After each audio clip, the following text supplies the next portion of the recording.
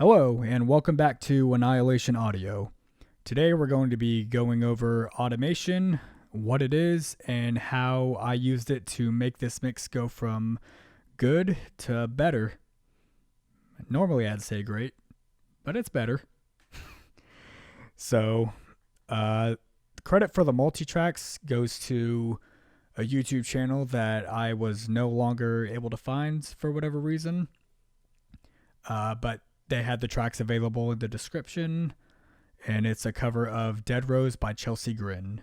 So credit for the tracks goes to that group, credit for the songwriting goes to Chelsea Grin, and all I did was mix their multi-tracks together, the YouTube group that is, for the purposes of this video. So let's start with what is automation. Automation is when you take a parameter of a plugin and tell it to change according to what you want to do. So, for example, we have a compressor here. Let's say there was a part of the song where I needed to boost the inputs, or I wanted to change the attack, release, anything like that. What I would do is hit write. I would then record the track and change the parameters to how I wanted to make it sound good. And that's basically what it is you're basically changing parts of a plugin, the faders, really anything you can imagine. Because a lot of people think that mixing is just getting a good sounds, and then that sounds works for the rest of the song, but that's not always the case.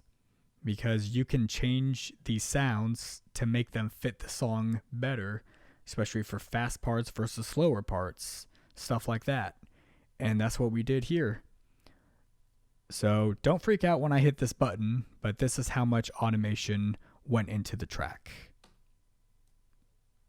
So all of these little points you see are automation moves.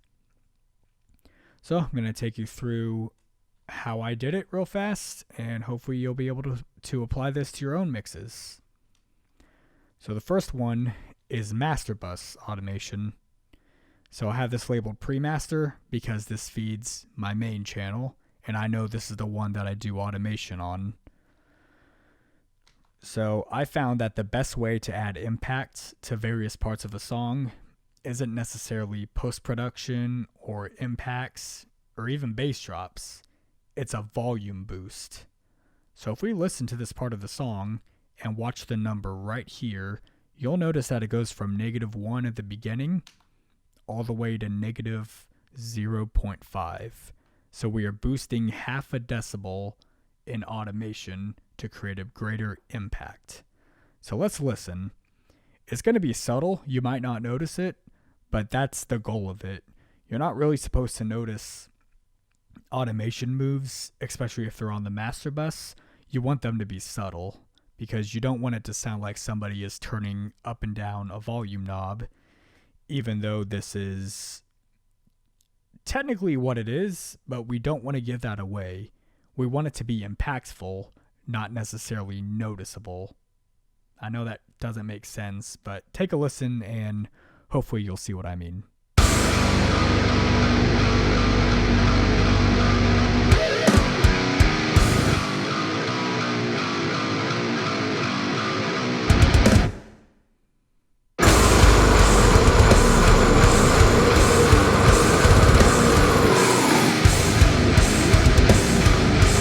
Did you notice the volume change?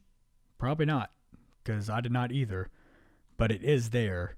And if you look at the entire song, you'll notice that, let's see, 1, 2, 3, 4. Yeah, so basically 4 parts of the song are hitting the loudest parts, because I want those to have the most energy. And from what I remember, it's the opening riff, chorus 1, chorus 2, and then the last riff. And then kind of creating a contrast and even a build-up. We have a little dip right here near the end. So that way it creates a more impactful part by bringing this down a little bit. So take a listen.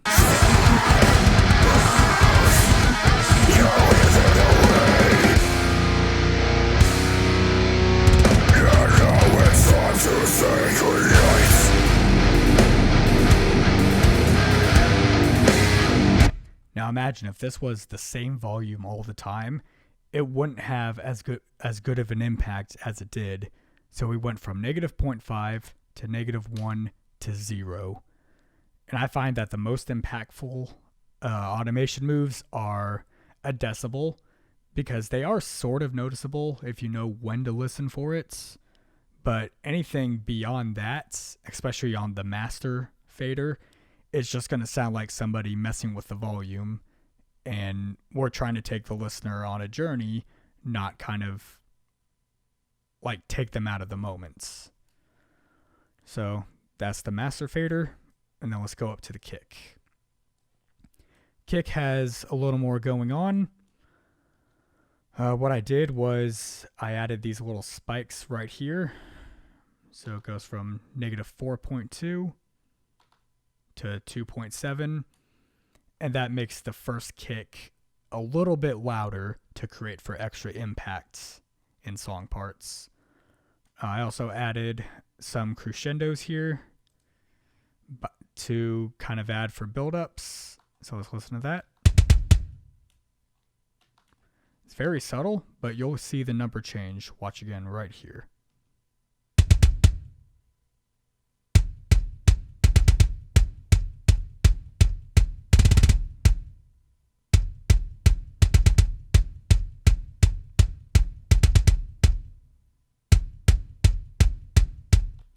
And then you'll also notice that we have a dip going here and then a boost going here. And this is another strategic thing, because the tracks only consisted of one kick drum, and I added 2 instances of slate trigger.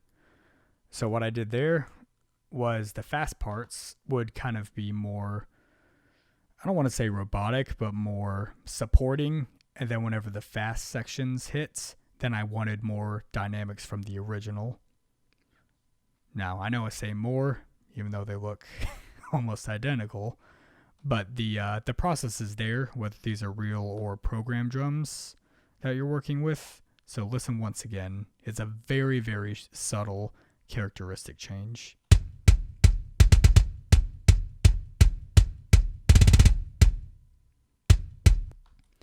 So that's happening all throughout the song. So whenever there's a faster parts, I boosted more of the original, cut down on the samples. And then, yeah, this is a group of 2. That's why the same thing's going on.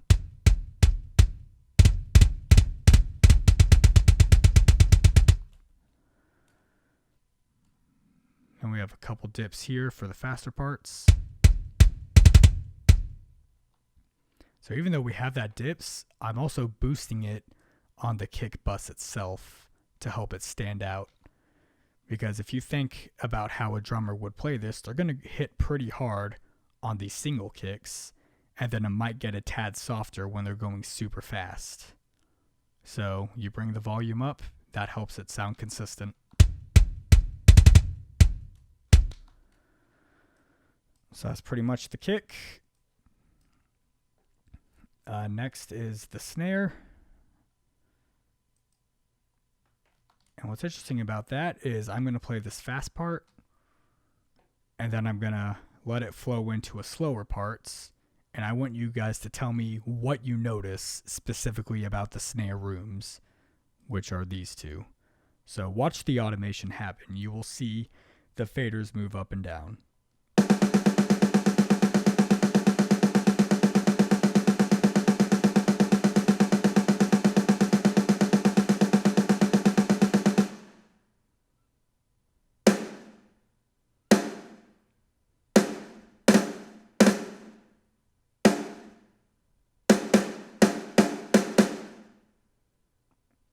So you'll notice in the faster parts that the rooms stay the same. Kind of did the kick trick also, where we brought down the samples and boosted the originals. But during these one-shot parts, it just wasn't sustaining enough for me. So I boosted the rooms a lot so we get a lot of extra reverb. And then I brought them down a bit during these faster parts. and then back up.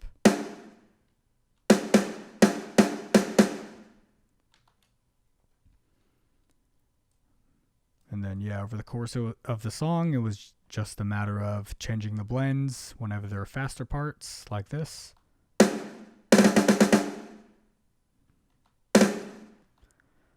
And then as far as the bus goes, the only thing I did was bring the volume down whenever the faster snares were going.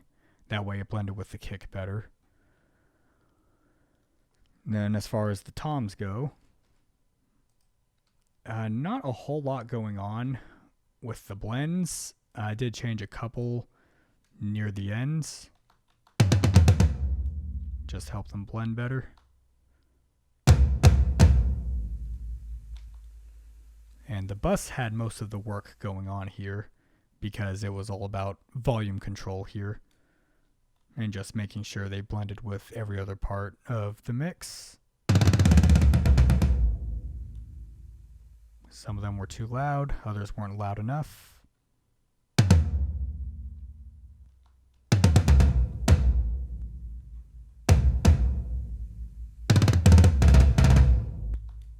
And so that's another good example for why automation is a better move than just putting a compressor on the tom bus. Is that here, I thought that this part blended beautifully with the mix, and then I had to boost it a little more here so that these fills also stood out. Because kind of like I said earlier, if you imagine a drummer, they're going to hit harder on the single shots, but then it's going to get a little quieter because they're drumming so fast. So let's listen again.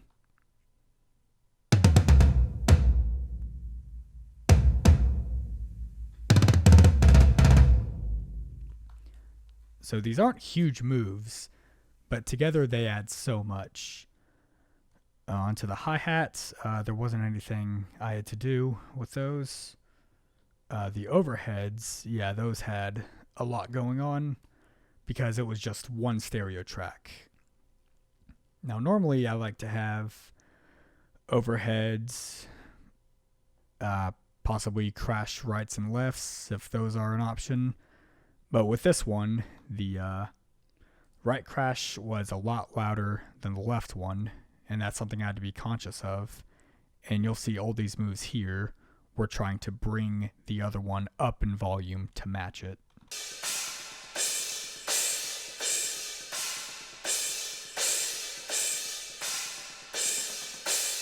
Well, I should have said the left one was louder than the right one. But you can hear that that's the case. Sometimes I didn't have to do anything.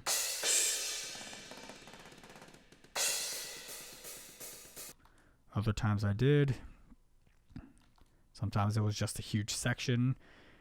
And I'm not doing these moves to try to get them necessarily even with itself, even though that is part of it, but it's to make sure that every hit is cutting through the mix. So when I played this part, this cymbal was getting buried.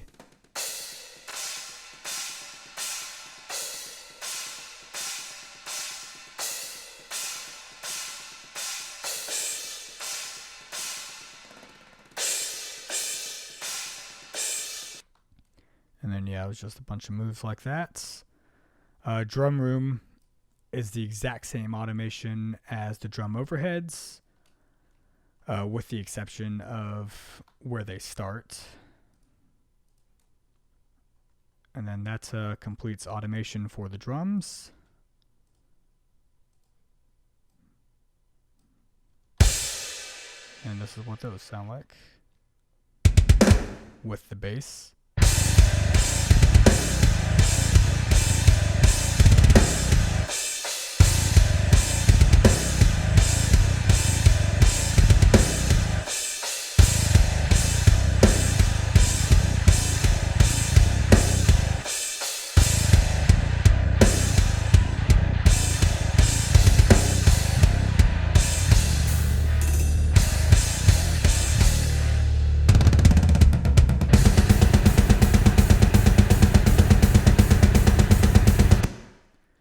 Then as far as bass automation goes, that one wasn't too bad.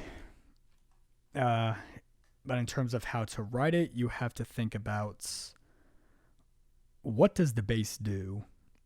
And what it does is it adds low end to the guitars and it makes the mix feel just glued together. Because if you've ever taken a mix and have taken the bass out, it just sounds flat. So here, I got a good balance between bass and guitars.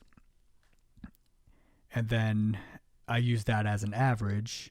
And especially near parts like the ends, where I wanted like a really over the top, like low ends, like the last part of the song where we have the master fader going to 0, that's where I boosted a lot of bass.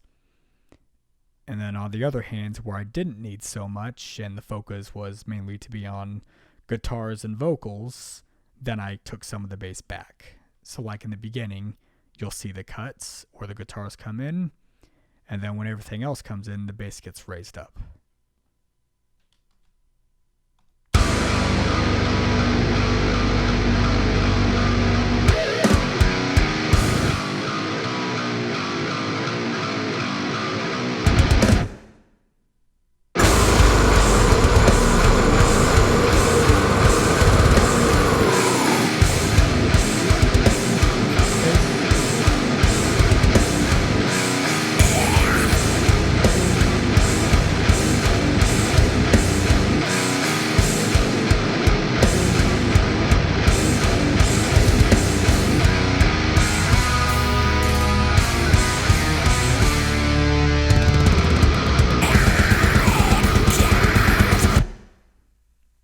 So then even here, trying to provide more contrast, it sounded a lot more interesting to bring this down right before we went into the verse. So that way the low end picture changes and we get a more impactful part. And then other times I've cut the bass were to make room for other things like the vocals. So like in the final breakdown where there aren't any vocals, bass is boosted, and then when they come in, I took it away a little bit.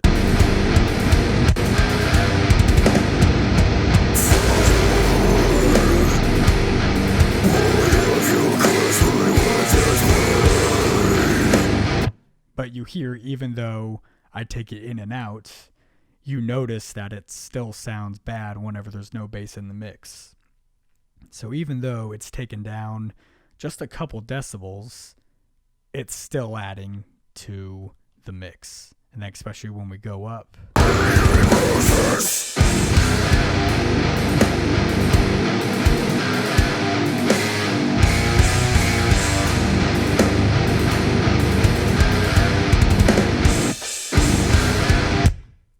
Alright, so that's the bass. As far as guitars go, it originally had just 2 guitars, but I duplicated them and put amp sims on them.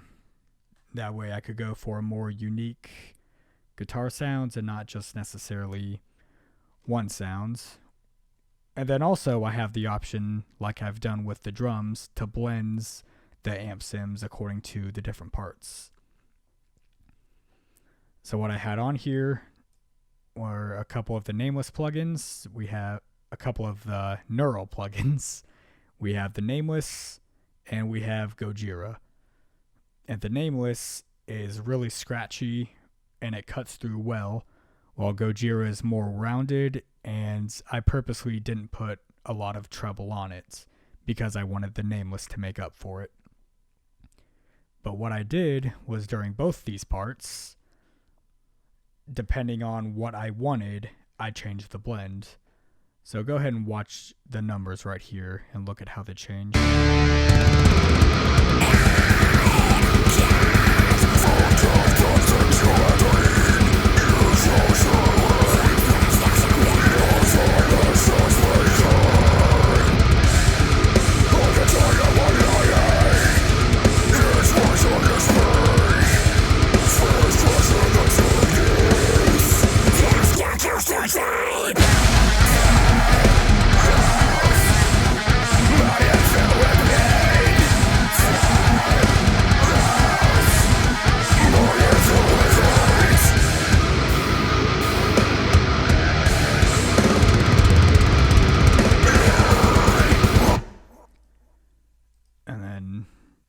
for reference, the top ones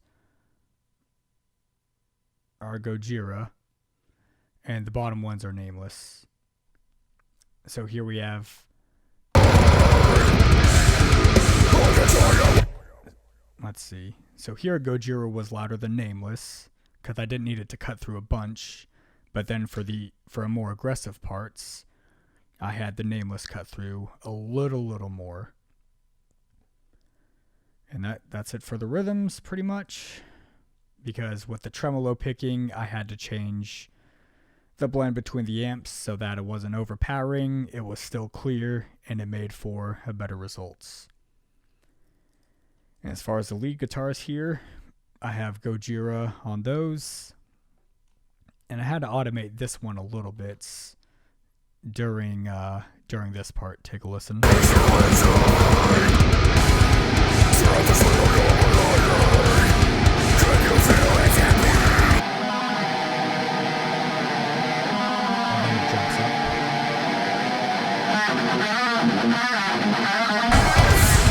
So there, it's an obvious volume difference, but if we listen to it in the mix, not so much.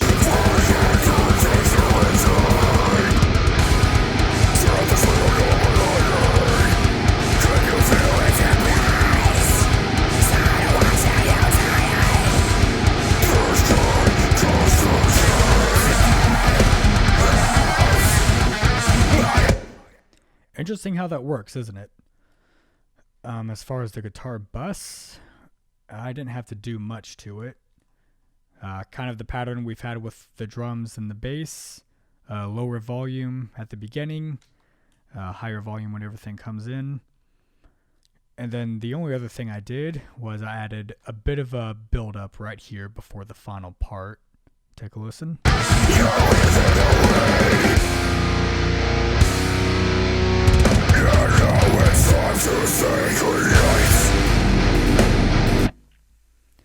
So now if I remember this correctly, we have the guitar. Do we have the bass doing it?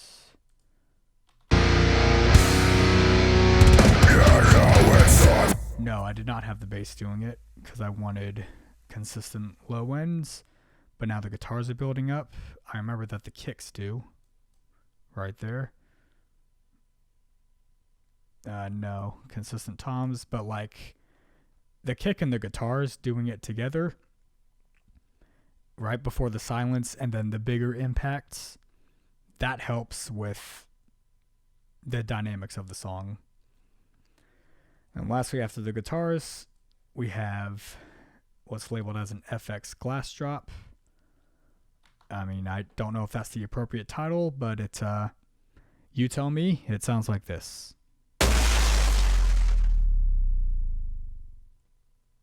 So kind of that plus a bass drop. I automated those also because especially for the intro, it was a bit too hot here. And for the first chorus, it needed to be better.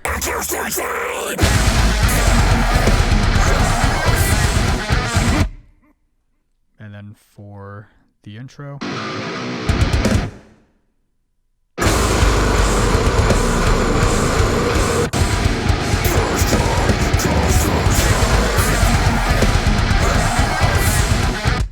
So notice how that move is so effective, that right after the silence with the vocals, having this louder here and not anywhere else in the song is a more effective move.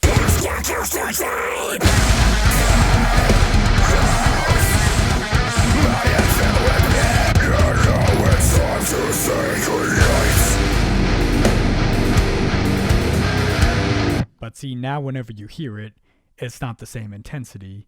And that's what makes it effective. As far as vocals, I didn't have to do anything to the tracks.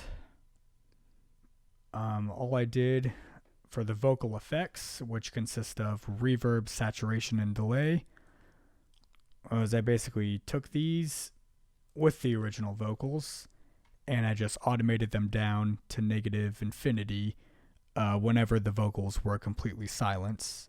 That way, none of the reverbs, delays carried over and caused the mix to be kind of cloudy. So take a listen. Cat! Forget that sentimentalin! You shall serve your silent suspicion! Hold the time of my lying! Yes, voice on Then this is without. the space! First question the darkness! This cat is too deep! Rose! My head filled with pain! Rose! My head filled with hate! And it was a strategic move not to do that during this part where he says dead rose, because I wanted that to sound like it was kind of a chant. So I thought it was a cool effect to leave it in.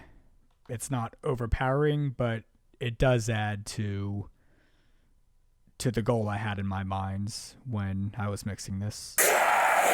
Rose! My head filled with pain! Rose! And now it sounds like they're in different environments, especially after this cutoff right here. So that is the automation I did for this. And now I'll take you through various parts. You can see how they all work together. And we'll take a listen.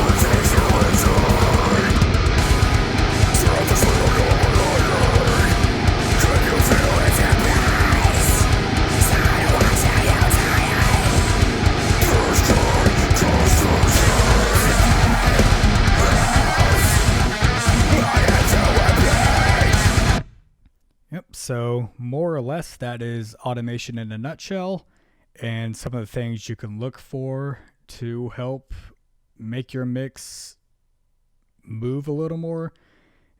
Instead of it sounding just flat, static, make it sound like the band is playing this in front of you. Because like these drums do sound sampled, so to make that more realistic, change the blends. Because like for a real drum, how hard you hit it is going to depend on, I said that backwards, the sound is going to depend on how hard you hit something. Same with guitar, bass, vocals, they all interact, and you have to put them in a good sounding environment created in the software where you can make that happen and it sounds more believable. So, hope you enjoyed the video, and we'll see you next time.